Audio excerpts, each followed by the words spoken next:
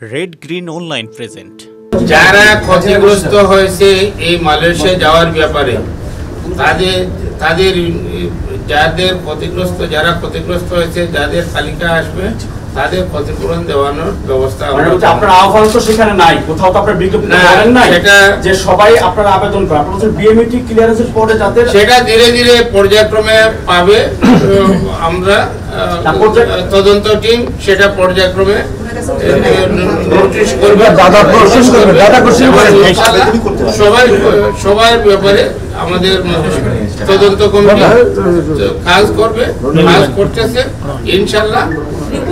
আমরা মালয়েশিয়ান গভর্নমেন্টকে through the high commission আমরা অ্যাপিল করেছি যে এই অন্তর্ভুক্ত এই 17,000 যাদের ভিসা পেয়েছে তাদেরকে তাদের দেশে এন্ট্রি এবং কাজের ব্যবস্থা করে দেওয়ার জন্য সেটা আমরা রিকোয়েস্ট করেছি এবং সেই মেসেজটা কনভে করবে তাদের মালয়েশিয়ান গভর্নমেন্টের কাছে সেটাই হয়েছে। এবং আমরা আশা করতেছি যে আমাদের রিকোয়েস্ট তারা রক্ষা করার জন্য চেষ্টা করবে, সেটা আমরা আশা করতেছি যে আমাদের ভিসা প্রাপ্ত যারা আছে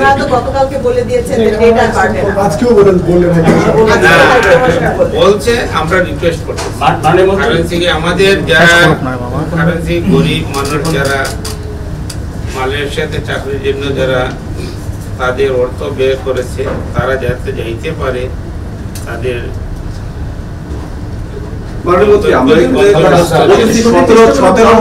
যাইতে পারে নাই, কিন্তু আমরা আবার বড় বিজ্ঞপ্তি দিয়ে কর্মীদের খুঁজছি কেন? আমাদের কাছে হচ্ছে মাননীয় প্রতিমন্ত্রী সারা বিদেশে যাচ্ছেন আর যেতে পারেন নাই, আমরা গণবিজ্ঞপ্তি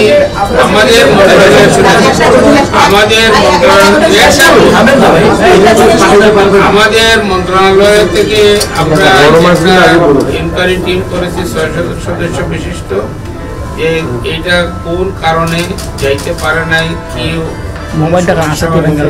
কাদের দ্বারা এই সমস্যার সৃষ্টি হয়েছে, এই সমস্ত জিনিস খুঁজে বের করার জন্যই আমরা তদন্ত কমিটি করেছি। এই তদন্ত কমিটির মাধ্যমে যাদের বিরুদ্ধে রিপোর্ট আসবে, যারা দোষী সাব্যস্ত হবে তাদের বিরুদ্ধে আমরা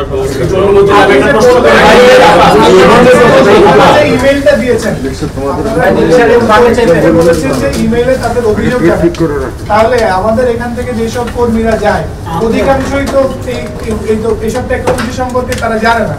তাহলে আপনারা যে কোন ভিত্তিতে কোন বেসিসে হচ্ছে ইমেইলটা দিয়ে তারা সেটা না করে আমরা কেন কোনো ফোন নাম্বার দিলেন? কার্ড হয়েছে তারাই অ্যাপ্লাই করতে পারবে। বিএমইটি কার্ড হওয়ার আগেই তো অনেকে মানে বিএমইটি পারমিশন ছাড়াই অনেকের তো ই ভিসা হয়েছে কিন্তু বিএমইটির পারমিশন হয়নি। ই ভিসা যাদের ই ভিসা হয়েছে, যাদের বিএমইটি কার্ড মানে তো স্যার সব অনুমোদন, যারা বিএমইটি কার্ড পেয়েছে, যারা ই ভিসা পেয়েছে, যারা অ্যাপ্লাই করেছে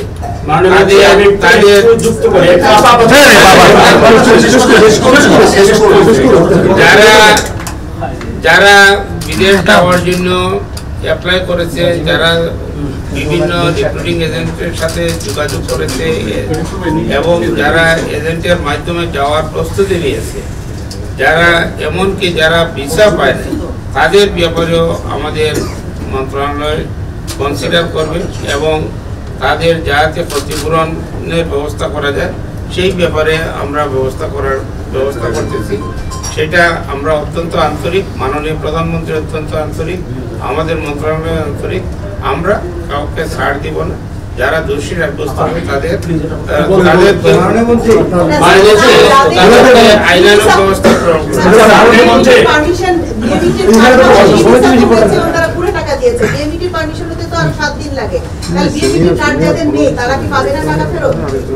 নিশ্চয় তাদের ব্যবস্থা করা হবে, তাদের টাকা ফেরত পাওয়ার ব্যবস্থা গ্রহণ করা হবে, তাদের জন্য ইনকোয়ারি টিম করা হবে।